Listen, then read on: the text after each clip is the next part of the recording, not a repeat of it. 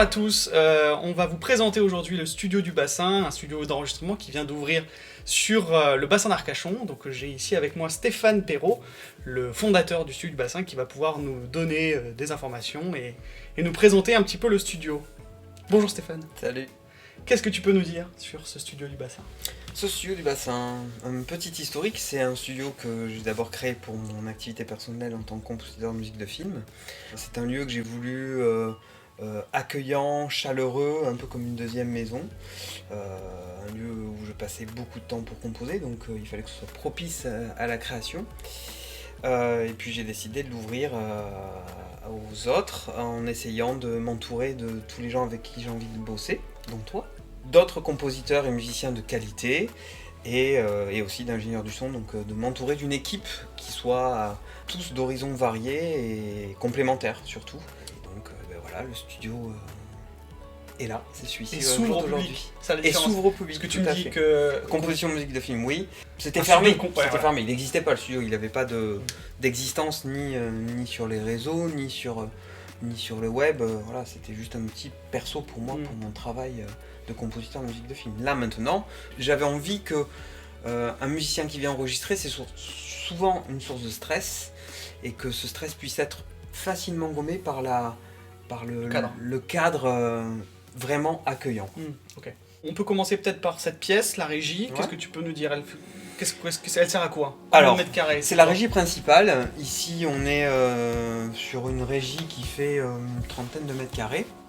C'est-à-dire que c'est le cœur, il y a une salle en haut, mais tout est interconnecté à cette régie. C'est l'endroit le plus fourni en matériel et le plus éclectique pour pouvoir accueillir justement les artistes. Donc ok, cette régie, je vois que derrière on verra des plans, mais là derrière on a une cabine de prise. Une pièce morte, c'est la pièce la plus morte du studio.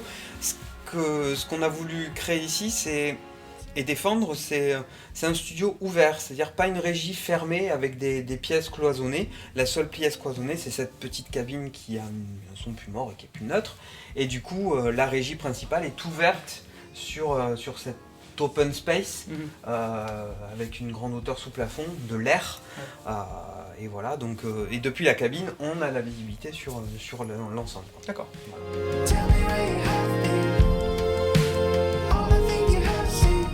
Alors spécifiquement sur la régie, qu'est-ce qu'il y a comme matos, comment c'est organisé là ?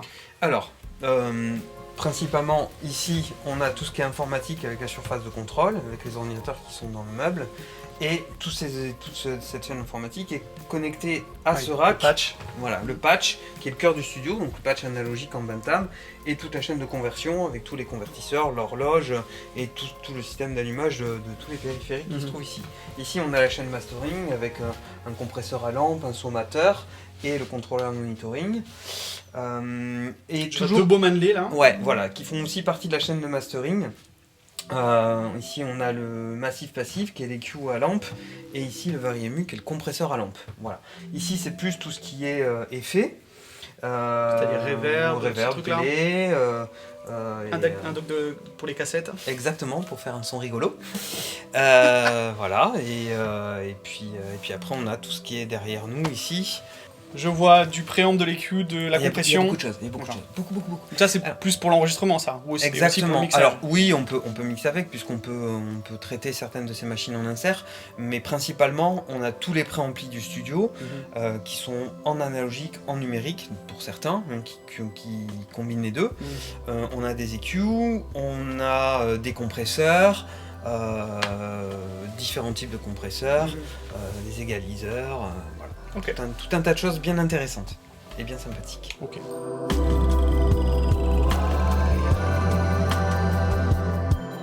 Qu'est-ce que tu peux nous dire sur le monitoring ? Le monitoring. Qu'est-ce qu'on a de beau ? Alors, on a 3 écoutes différentes. Petites, moyennes et grosses écoutes. Pour les petites, on a les NS10 qu'on ne présente plus et qu'on trouve dans beaucoup de studios. Ensuite, on a les BM15 qui sont couplés à un sub. Et derrière, on passe aux grosses écoutes qui sont les R25, elles aussi couplées à un sub, et on a besoin de distance, donc l'écoute de celle-ci se passe plutôt sur le canapé, et c'est des écoutes qu'on utilise plus généralement sur la fin pour contrôler un mix, un mastering. Voilà. Donc on aime bien d'in-audio ici. On aime bien d'in-audio.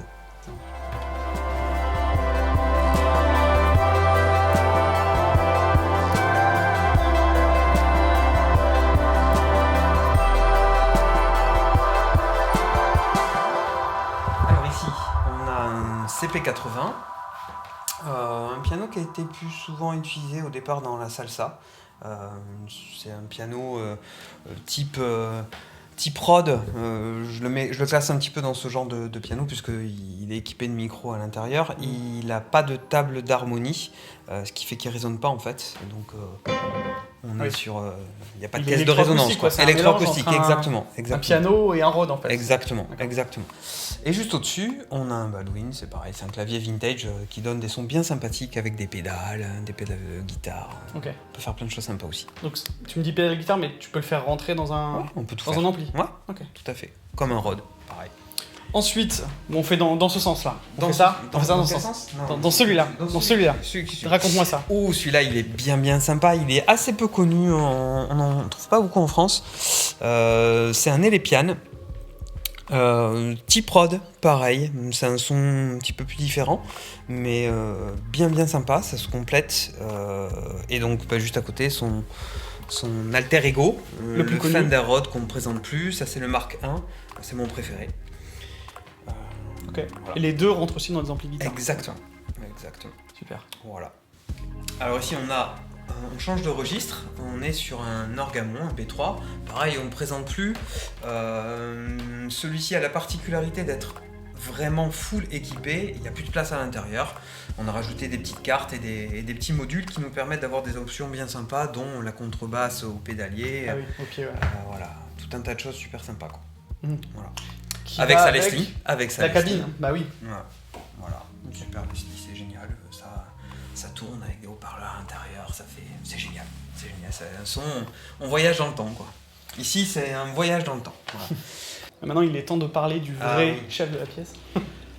Ouais, je sais pas si c'est chef, mais en tout cas, il impose par sa taille, oui, en tout cas. Oui. Alors là, on a un Yamaha C6 qui est un piano 3/4 de queue, 2,12 m, je crois. Un joli coffre et qui s'exprime pleinement ici avec la belle hauteur sous plafond qu'on propose.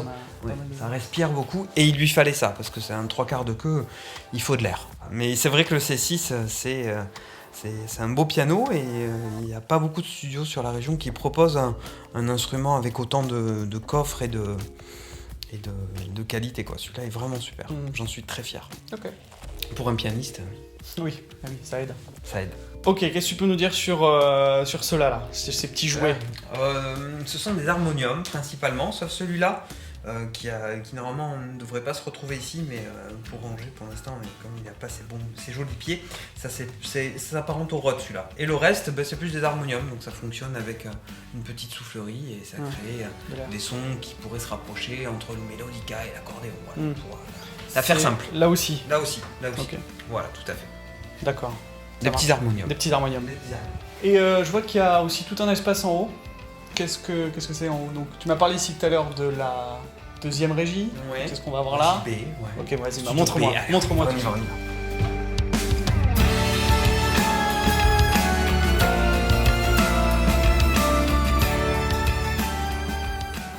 Qu'est-ce que tu peux nous dire sur cette pièce en haut là? Je vois plein de synthés. Alors comme je l'ai dit tout à l'heure, ici on est sur la régie B, le studio B. C'est un espace plus modulaire. Modulaire pourquoi? Alors parce qu'il a deux fonctions. C'est plus un espace de composition pour les compositeurs, pour avoir accès à tout un tas de sonorités avec les synthés, mais on peut aussi le transformer en cabine puisque c'est entièrement relié à la régie du bas. Ah oui, voilà. Tu veux dire s'il y avait un mec en bas dans la cabine et un deuxième... Voilà, ou un chanteur ici, ou mettre un petit ampli, voilà, on peut faire des choses ici quand c'est pas utilisé. Voilà. Donc là du coup on a tout un tas de synthés. Ici dans ce qui commence là. Un ensemble de synthés analogiques qui sont des reproductions d'anciens synthés. Voilà, en rack principalement du coup. Ici on passe du Waldorf à Ludo Audio, un Moog, deux claviers de chez Arturia, un Hydrasynth et ici un Prophet 10 qui est la réédition du fameux synthétiseur qu'on ne présente plus, un DX7, un D50 d'origine bien vintage, et ici un de mes petits chéris qui m'a suivi pendant mes dures années de scène, un Kurzweil K2005, un super clavier. Ok.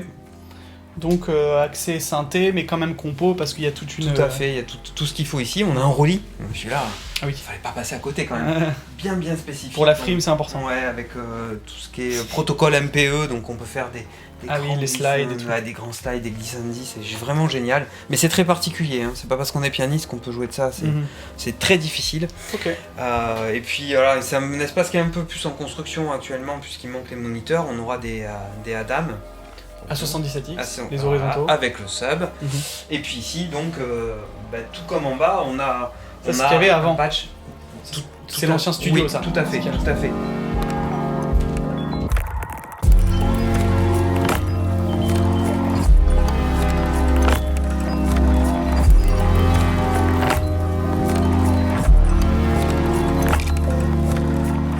Donc en fait une cuisine, c'est ça en fait pourquoi il y a moins de place à côté. Bah oui, tu m'as fait une cuisine. Bah pour faire la cuisine. Ouais, okay. Raconte-moi cette cuisine. Cette cuisine. Un four à micro-ondes, un four traditionnel, une super machine à café, du thé, un lavabo, une plaque à induction, enfin tout ce qu'il faut pour remplir le gosier. Et puis passer un bon moment parce que c'est bien, on enregistre, on joue, mais on a tout sur place pour... Il faut se détendre un petit peu.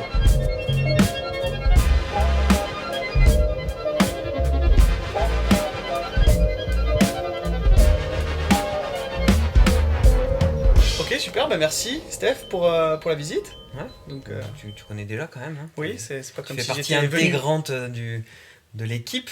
Voilà. Hein, D'ailleurs, parle-moi de l'équipe. Ah. Qui fait quoi? Qui c'est? Qui fait quoi? Alors, toi d'abord, qui es-tu? Qu'est-ce que tu fais? Qu'est-ce que je suis? Stéphane Perrault, pianiste, compositeur, de la musique de film principalement, c'est le cœur de mon activité.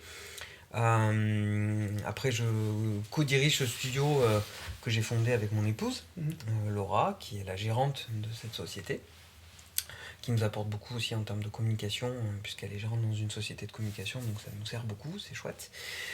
Et ensuite, toute l'équipe plus musicale qui s'articule autour. Alors, on a déjà 3 personnes qui sont un petit peu comme moi, qui sont dans la composition, l'arrangement, l'orchestration, et qui travaillent sur divers films sur lesquels je peux travailler, puis qui ont leur propre activité de compositeur. Donc compositeur, orchestrateur, arrangeur.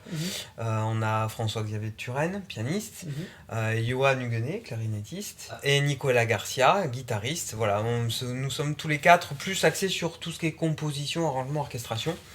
Principalement sur la musique de film, mais pas que. Mais voilà, si on devait vraiment nous ranger dans des tiroirs, nous on travaille plutôt là-dessus. Ensuite on a Clément Belliot. C'est moi-même. Et ouais, la star. Parle-nous de toi. Qu'est-ce que tu fais ici dans ce studio du bassin? Très bien.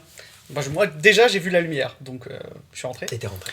En plus de la vidéo en général, donc tout l'aspect plutôt making of, interview, captation pour les artistes qui viennent ici, parce que c'est toujours sympa de repartir avec des images utilisables dans la communication, et même juste souvenirs en fait. Donc ça, je fais ça pour les artistes qui viennent. J'aime beaucoup ça d'ailleurs. Et en termes de musique, donc moi c'est plus de la production artistique, donc il y a de la composition, de l'arrangement, donc ça peut être pour des groupes, ça peut être pour des artistes, ça peut être pour du jeu vidéo, ça peut être pour des entreprises qui ont besoin, voilà, la publicité ou des choses comme ça. Et puis de la post-prod quand il y a besoin, donc mixage et mastering, pas tout seul parce qu'il y en a quelqu'un d'autre qui fait ça au studio dont on va pouvoir parler, donc voilà, c'est un peu... C'est ça que je fais ici. Ouais. La prod. La prod. Et ensuite on a Fred Foulquier, notre ingénieur du son. Et directeur technique. Et directeur technique du studio. Ouais. C'est lui qui sait manier mieux que personne ici toutes ces petites machines qu'on a là, choisir les bons micros pour les bons instruments, pour ce que veut le musicien aussi, parce qu'un musicien peut avoir envie d'un certain son. Un pianiste, par exemple, il peut avoir besoin, en fonction du style de musique qu'il fait, d'un son soit plus pop, soit plus jazz, soit plus métallique, plutôt feutré. Voilà, donc il peut s'adapter à tout ça, et on peut profiter de ces 30 années d'expérience, ce qui n'est pas rien quand même. Il fait peur un peu. Il a une grosse barbe. Plus grosse que la mienne? Oui, non, mais il fait un peu peur, mais il est gentil. C'est lui qui va nous permettre de marier tout ce beau monde et puis faire en sorte que tous les services qu'on propose puissent exister. Même si tu fais toi aussi de l'enregistrement, du mixage et du mastering, c'est le taulier, quoi. Ouais, c'est le taulier. Ouais, c'est le taulier, on peut le dire. Voilà.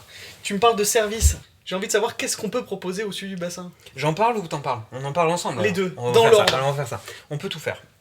Ce qui nous permet, avec l'ensemble de cette équipe complémentaire, de proposer des services, eux aussi, tous complémentaires, aussi bien les uns que les autres, et parce qu'on a un lieu aussi. Donc tout ça nous permet d'être plutôt très ouvert par rapport à un studio plutôt classique. Voilà. En gros, ce qu'on fait ici, ça va de la pré-prod, la prod à la post-prod, dès la jeunesse du projet, la composition pour un artiste ou un si groupe. l'artiste en a besoin, voilà, s'il en a besoin, l'arrangement. Il peut venir avec un projet déjà établi, il veut juste l'enregistrer, le mixer, le masteriser. Bah justement, du coup, après la composition, l'arrangement, l'enregistrement, ici, le mixage, le mastering. On peut aussi faire donc des making-of, des captations pendant toute leur durée d'enregistrement pendant qu'ils sont ici, ou même après avoir fini l'album, s'ils ont juste besoin d'une captation, c'est possible, en studio. Ça peut être des résidences aussi, si par exemple après avoir fini l'album, ils ont besoin de le préparer pour faire du live, il peut y avoir de la résidence et des répétitions et on peut se servir de ça pour, comme un outil de communication. Nous, ce qu'on aimerait aussi développer, c'est des live concerts, c'est-à-dire utiliser ce lieu chaleureux pour pouvoir permettre à des artistes de pouvoir aussi s'exprimer sur une scène un peu particulière, quoi.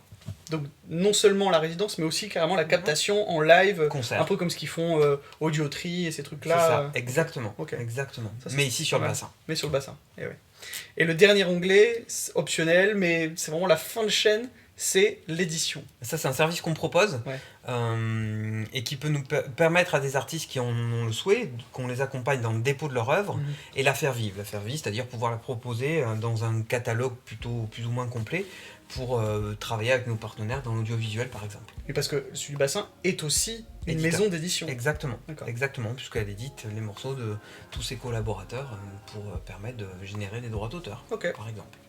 Super. Donc le studio est fini en fait là. Tout est fini. Presque. Ouais, presque. Parce que qu'est-ce qui te manque?